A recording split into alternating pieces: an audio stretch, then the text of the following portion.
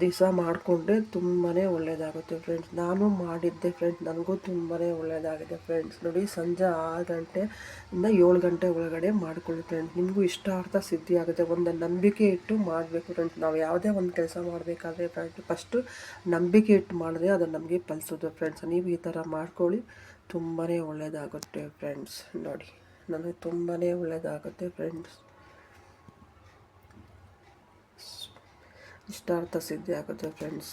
Bye friends. ಇಷ್ಟ ಆದರೆ like ಮಾಡಿ ಫ್ರೆಂಡ್ಸ್. ನಿಮ್ಮ ಫ್ರೆಂಡ್ಸ್ ಸರ್ಕಲಲ್ಲೂ ಶೇರ್ ಮಾಡಿ ಫ್ರೆಂಡ್ಸ್. ನಮ್ಮ ಯೂಟ್ಯೂಬು ಎಲ್ಲರಿಗೂ ಶ್ರೀರಾಮನವಮಿಯ ಶುಭಾಶಯಗಳು. ಎಲ್ಲರಿಗೂ ದೇವರು ಅವ್ರ ಇಷ್ಟಾರ್ಥಗಳ ಬೇಗ ಸಿದ್ಧಿಯಾಗಲಿ ಅಂತ ನಾನು ಶ್ರೀರಾಮನ ಕೇಳ್ಕೊತೀನಿ ಫ್ರೆಂಡ್ಸ್. ಬಾಯ್.